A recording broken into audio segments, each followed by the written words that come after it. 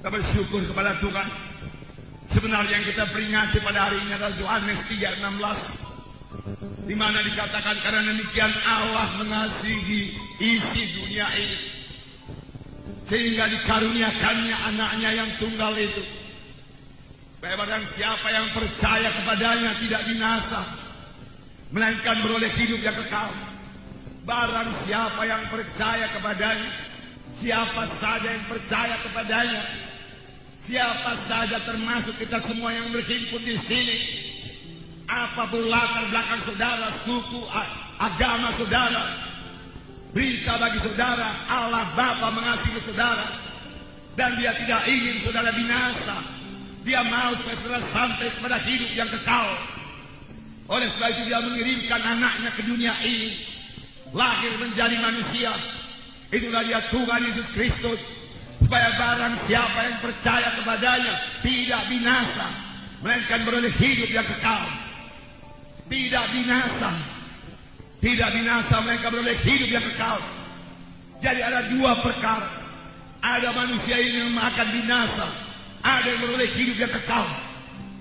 Tetapi biarlah kita mengerti, pengertian binasa di sini bukanlah mati dan lenyap, tidak. Binasa maksudnya di sini hukuman yang kekal. Tidak 100 tahun, tidak 200 tahun, tidak 1000 tahun. Tidak ada tertulis dalam Alkitab sesudah manusia ini 1000 tahun dihukum dalam neraka, kemudian Tuhan murah menyucikannya lalu kembali ke sorga. Tidak ada. Sekali neraka tetap neraka selama-lamanya. Inilah yang disebut binasa. Saudara, bukanlah kebetulan karena hadir pada tempat ini. Janganlah seorang pun masuk ke tempat kebinasaan tersebut, yaitu neraka yang kekal. Percaya atau tidak percaya, neraka ada. Sudah ada. Bahkan sudah banyak orang ke neraka. Jangan ditambahi lagi. Rebut jiwa-jiwa. Bawa dia ke surga. Bawa dia ke surga. Tapi di samping neraka ada surga yang kekal. Surga selama-lamanya, selama-lamanya. Selama-lamanya senang. Di surga tidak ada kebinasaan. Di surga tidak ada penyakit, tidak ada kesusahan, tidak ada setan. Tuhan menyediakan surga bagi saudara. Tuhan menyediakan surga bagi kita sekalian yang berhimpun di sini. Dan Tuhan menghendaki semua kita memiliki hidup yang kekal. Amin. Karena firman Tuhan berkata, tidaklah Ia gemar seorang pun binasa, tetapi supaya sekaliannya sampai kepada pertobatan. Tuhan tidak suka seorang pun ke neraka. Neraka diciptakan bukan untuk tempat manusia. Neraka diciptakan untuk tempat setan.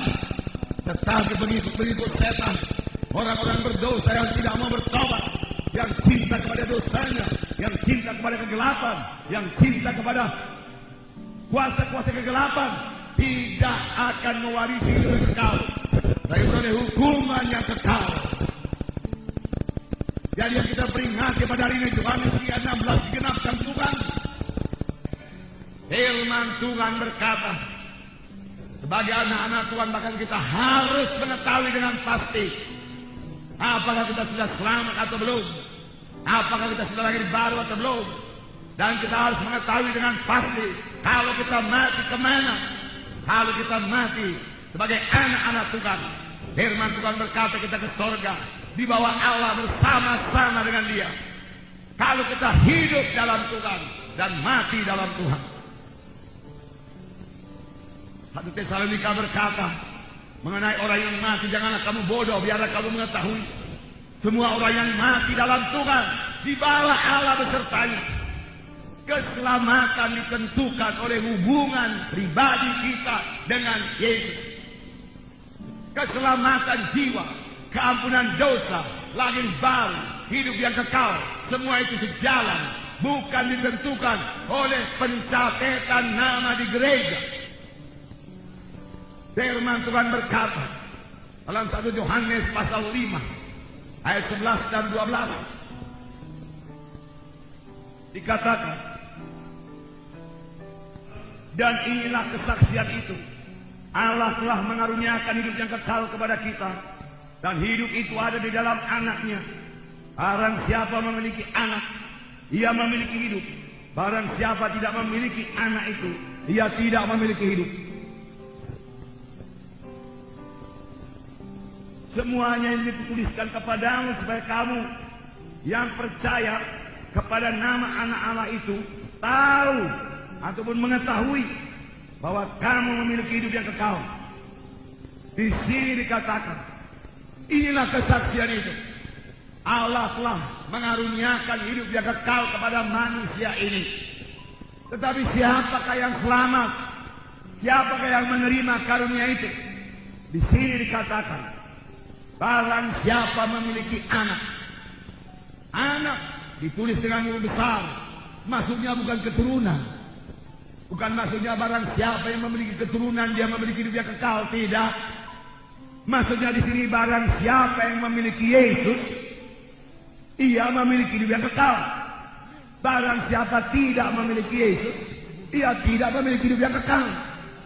Rasul Yohanes berkata, supaya kamu mengetahui bahwa kamu sudah beroleh hidup yang kekal, yaitu kamu yang percaya kepada nama Anak Allah Yesus Kristus. Supaya kamu mengetahui. Sidang pertama, semua mengetahui dengan pasti bahwasanya dia beroleh hidup yang kekal. Itu sebabnya kepada sidang pertama, mati martir tidak menjadi persoalan. Dia tahu kalau dia mati martir, itulah dia berjumpa dengan Tuhan dan Juru Selamat. Kehidupannya tidak akan berhenti. Kehidupan saudara juga tidak akan berhenti. Barang siapa yang memiliki Yesus, dia memiliki hidup. Barang siapa tidak memiliki Yesus, dia tidak memiliki hidup yang kekal. Jadi keselamatan jiwa bukan tergantung dari kebaikan saudara.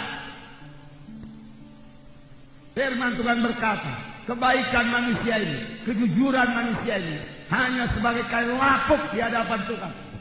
Memang sesudah selamat, saudara harus bertobat. Harus bertobat.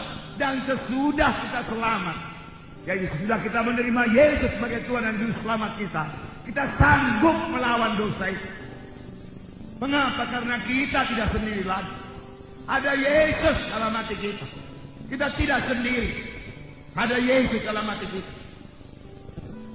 Amin, saudara. Ada Yesus dalam hati kita.